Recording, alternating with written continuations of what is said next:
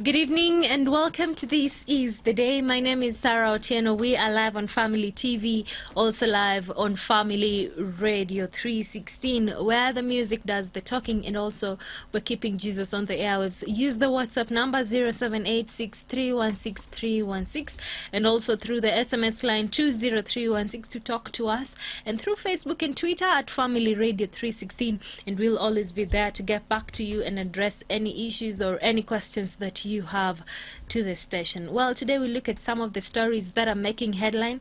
And in the US, President Donald Trump is back to State House.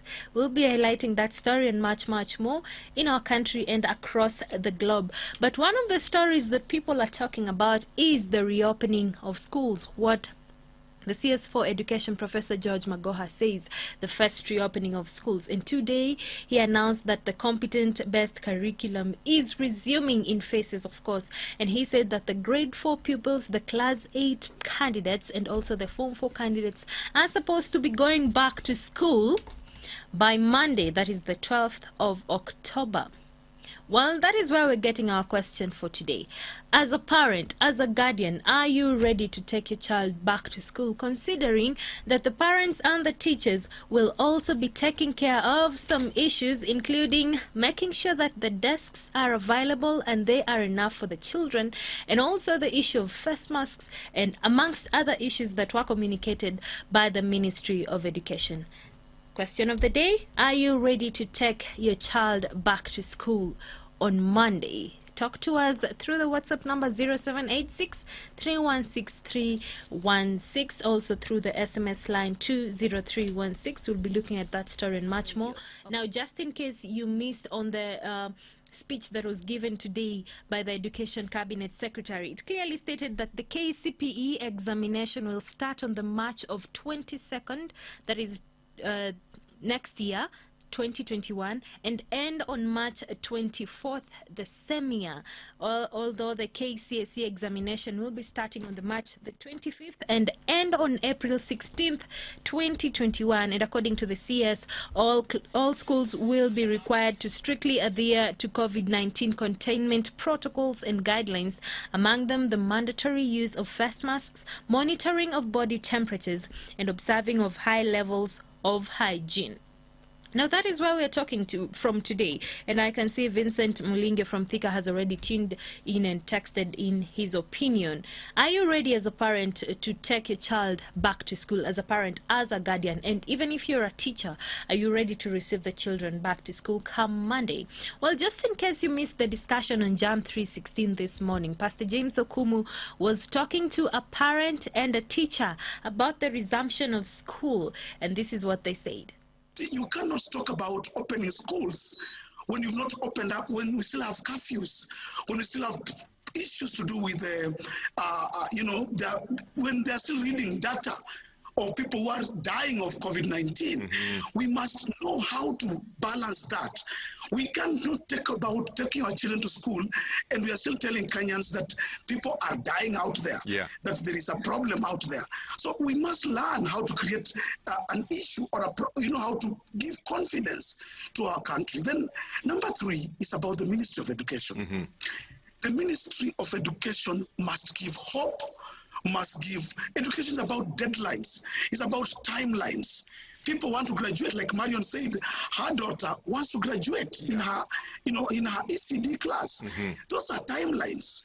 As a ministry and a minister of education, you must be a leader who is able to give the people you are leading proper deadlines, proper timelines, and prepare them.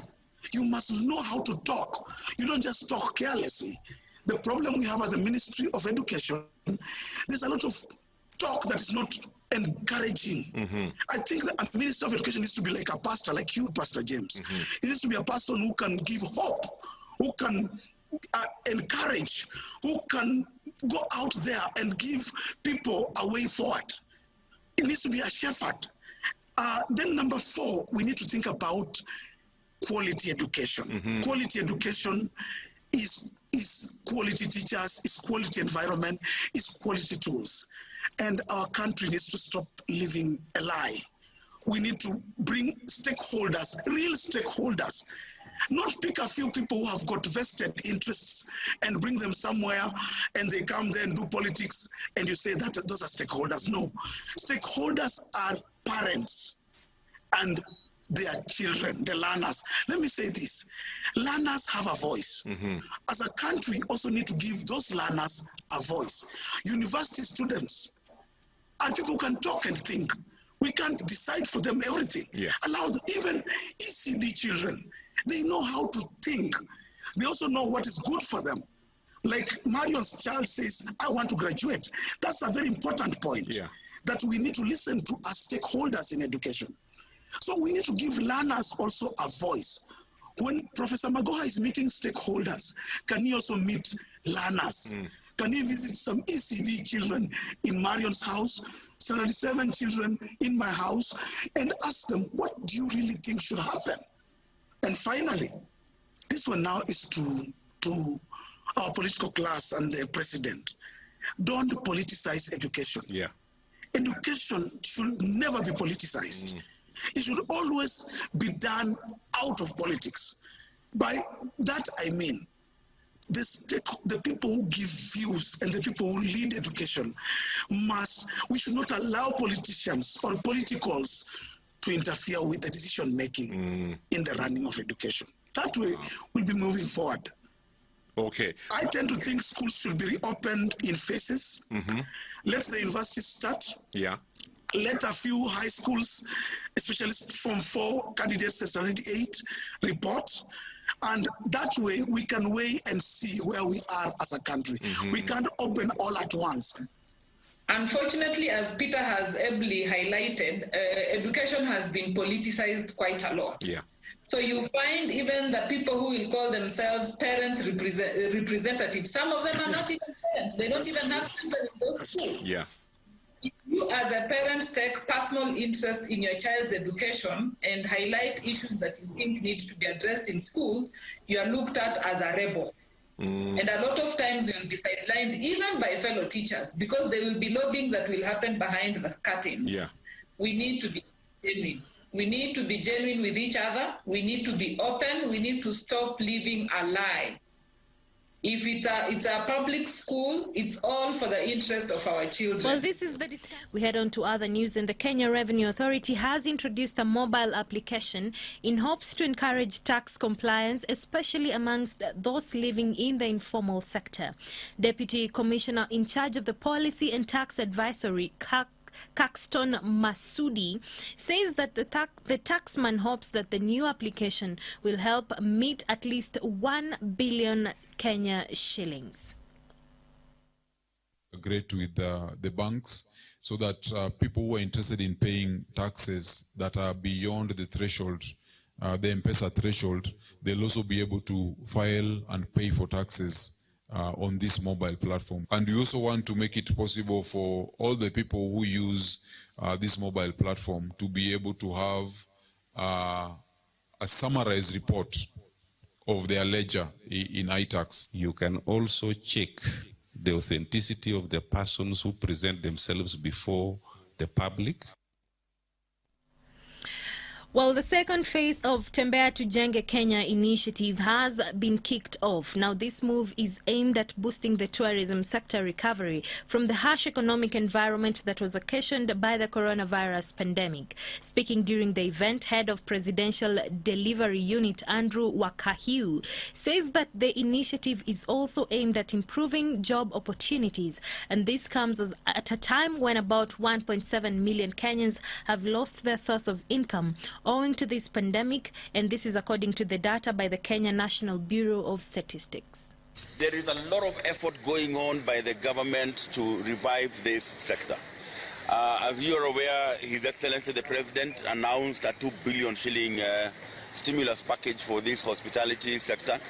But we do believe that the thing that is going to revive this sector is actual utilization of the hospitality facilities. When we sustain that positive narrative, then we attract that which we desire in our lives into us. So let's continue speaking hope.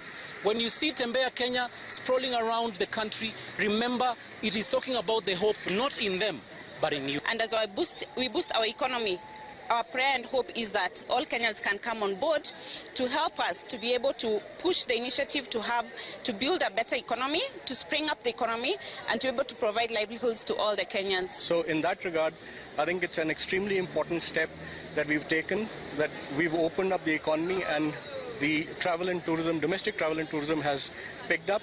We hope that it continues. Well, now, according to the same statistics that say that 1.7 million people lost their jobs because of the pandemic, we must also take into consideration and acknowledge that most people who lost their jobs have started their own businesses. Businesses are cropping up from left, right, and center. But as a person, as you start that business, are you marketing well for your products, for your services? That is where creative marketing comes in. And talking of that, I earlier on had a discussion with one Chris Odongo, who is a business expert and a financial expert. And this is what he had to say. Thank you so much, Chris, for joining us today. And I just want us to talk about the startup businesses, or rather those people that are even thinking of starting up a business, and how they can market themselves creatively. So in your own words, please help us describe or define what is creative marketing. So creative marketing is like two words. You know, you've taken marketing and then you've taken creative. So we start with the first word, creative. Creative basically means doing something different, doing something unique, doing something new, doing something innovative. You know, you say that a child is creative when they've done something that is unexpected, you know.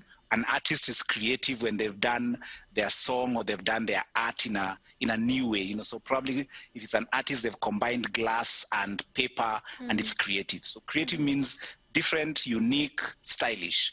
Now marketing is shouting, you know, getting your product, getting people to know you, getting people to see you, and getting people to experience your brand before you've even met them. That's marketing. It's pushing your product, you know. That Kiswahili word, kizuri cha jitembeza, kibaya cha, something like that. It should be the opposite. Anyway. Yes, kizuri cha jiuza. Yeah. All right. Well, from what I'm getting from the definition that you're giving me, this is basically doing something in an extraordinary way, if I may put it that way. Very true. And the key word there is the extra. You know, it's not just ordinary, it's extra. Going beyond the normal, doing something very, very, very exciting.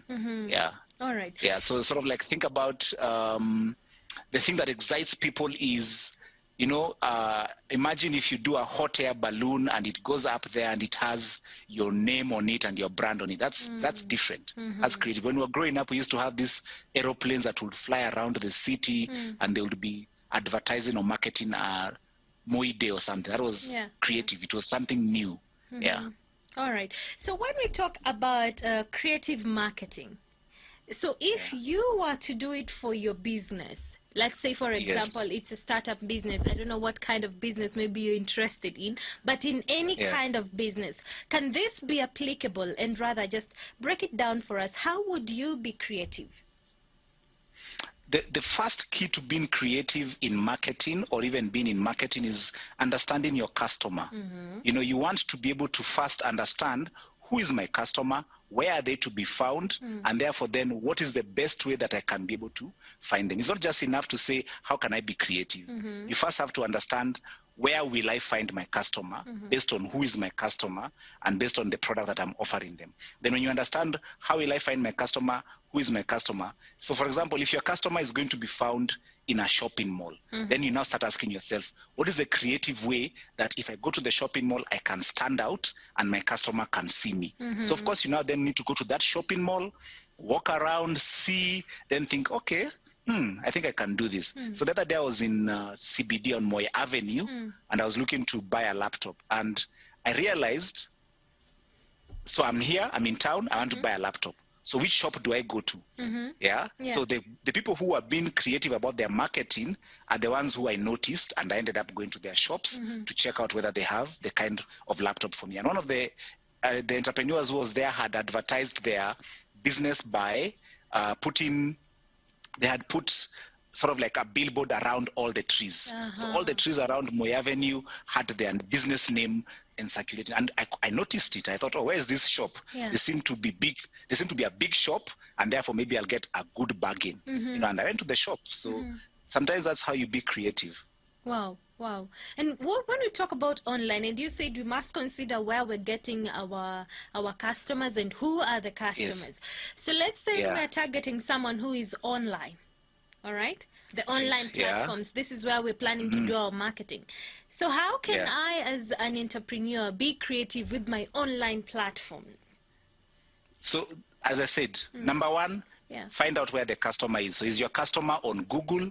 Is your customer on YouTube? Is your customer on Instagram? Is your customer on Roblox? Is your customer on Facebook? TikTok? Is your customer on Facebook? Where's your customer? Because yes, it's digital, it's online. Where's your customer? Are they on email?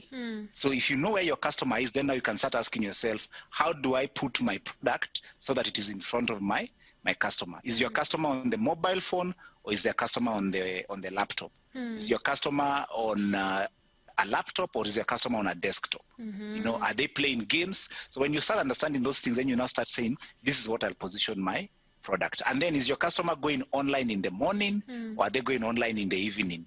And that also is all based on who is your potential customer. All right. Yeah.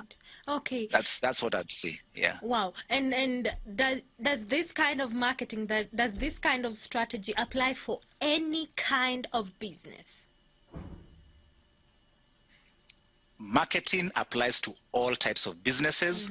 Creative marketing is for all types of businesses. It doesn't matter whether you are a farmer, it doesn't matter whether you're a seller, it doesn't matter whether you are a radio presenter, it doesn't matter whether you are a hair salon, it doesn't matter, whatever business you have, even if you're a manufacturing company, creative digital marketing applies to you.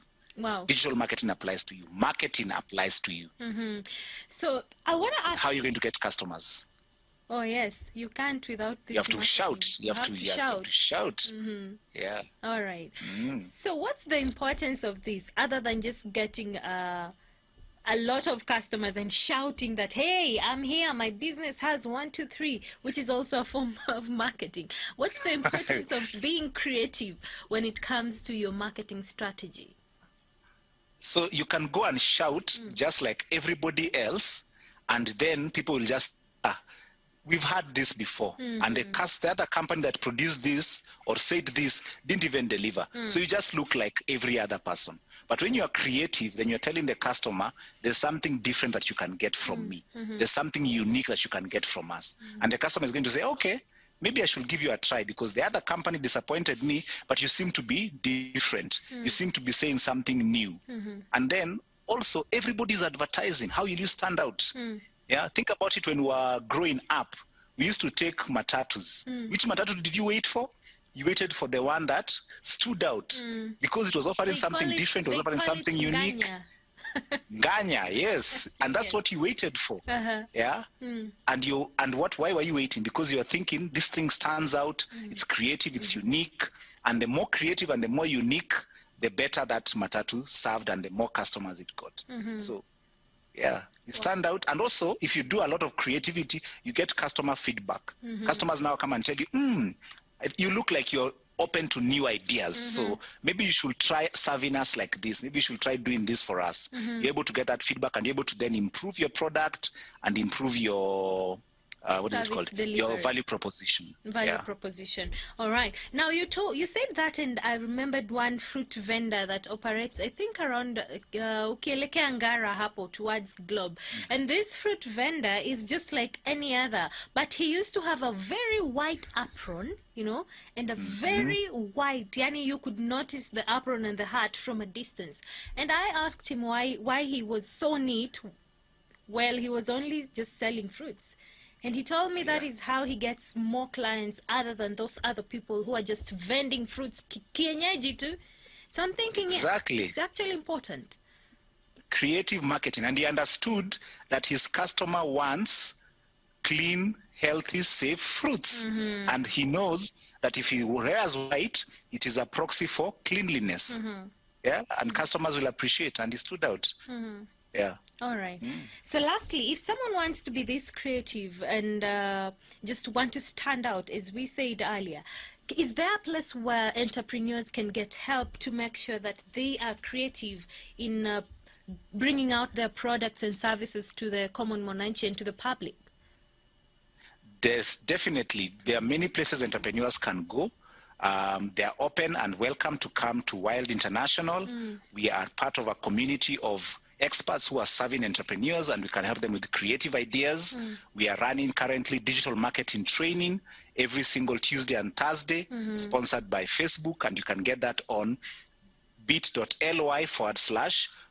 Kenya, or you can go to our website, wildinternational.com, and you'll find more information about how you can attend those trainings.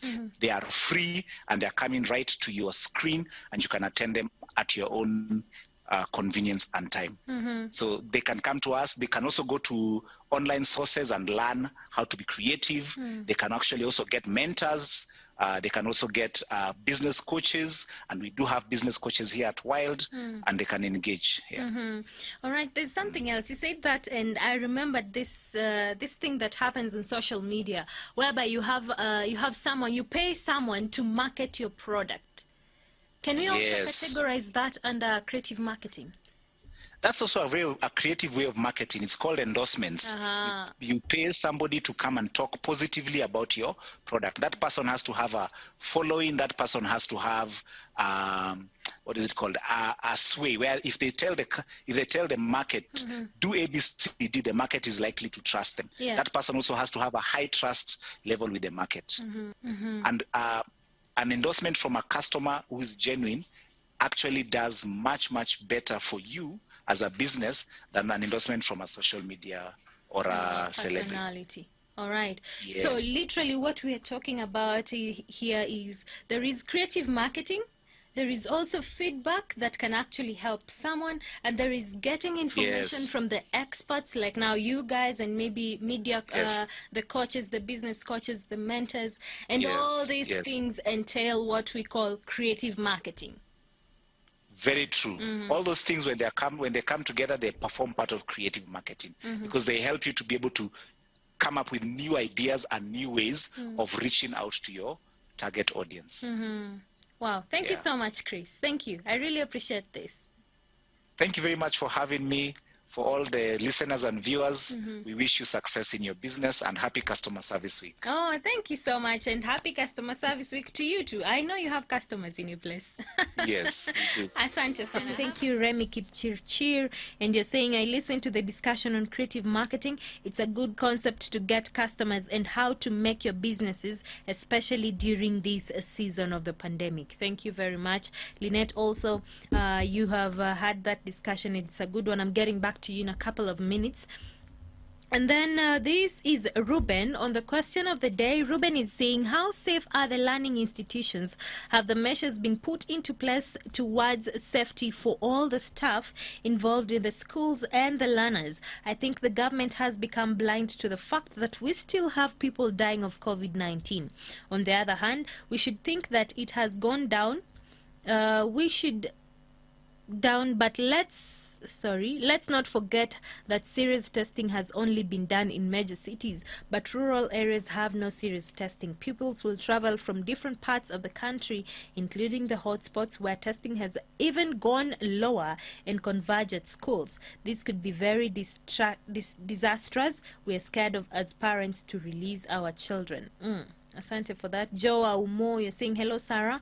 My take on education issue is that we might be ready as citizens anytime, but the infrastructure in place cannot match what is expected and therefore harm the kids and teachers as well. It's a perfect show all the same. Thank you so very much for joining us today, Joe. On the issue of school reopening, I don't know whether the parents are prepared to send back their children back to school, owing to the fact that some don't have the money to pay for the school fees. It seems that the Ministry of Education and the CS Magoha is under due pressure to make students resume back to learning. That is Remy. Thank you very much for those responses. Now let's head on to other news. Belarusian police have used water cannons to disperse anti-government protesters who once again took to the streets of the capital, according to media reports and videos that were posted on social media. Tens of hundreds of people have marched through the center of Minsk as the protest against President Lukashenko continues, calling for him to step down as anger over election widely seems as rigged simmers on. Now, the demonstrations also called for the release of hundreds of detainees who had been taken by the security forces. Showered with water cannon, up against rows of armed police and under threat of arrest. Tens of thousands of people remained undeterred and have continued protests for more than 2 months. That's since the opposition says the election on the 9th of August, when President Alexander Lukashenko claimed a landslide victory, was rigged. President Lukashenko denies electoral fraud and was inaugurated last month. I think that having been in power for 26 years, Lukashenko has completely departed from the reality. He cannot understand that his time is over. He's afraid of the new leaders who can take power and use it efficiently. I think that time is on our side. This movement, when people come to show their solidarity, their will to win and freedom cannot be ignored. It upsets the authorities. These people say they are also angry about police brutality and arbitrary arrests of opposition politicians and protesters. Many gathered outside the walls of Okristina detention centre, shouting, "Let them out." They refer to it as a notorious torture chamber. They're demanding the release of the prisoners' names they're pinning to the doors of the detention centre. All right, and still in international news, President Trump left Walter Reed Medical Center at about 6:30 yesterday, Europe time, on Monday, and this is just hours after the medical team treating him of COVID-19 cautioned that he was not yet out of the woods. He got back to the White House shortly before 7 p.m., where he gave a thumbs up before walking inside and taking off his mask. He soon tweeted a minute-long video from his balcony saying he'd learned so much about coronavirus and believes he might be immune to it. A staged exit, a signature fist pump. A president who wants you to see him as a phoenix rising from a virus he still actually has. Do you think you might be a super spreader, Mr. President? Still on steroids, he took to the skies. The images fittingly euphoric.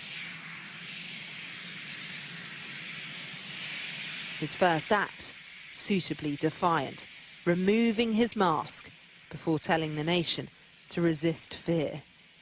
Don't let it dominate you.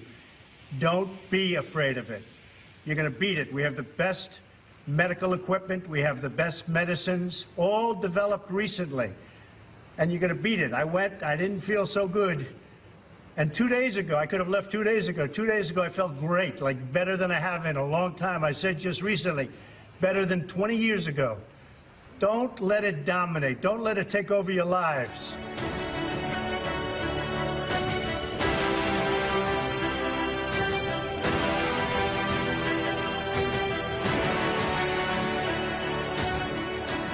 And a White House preoccupied by Hollywood, not allegations of hypocrisy, producing their own musical tribute to their all-conquering chief, now cast as the ultimate survivor. We're going back to work, we're going to be out front.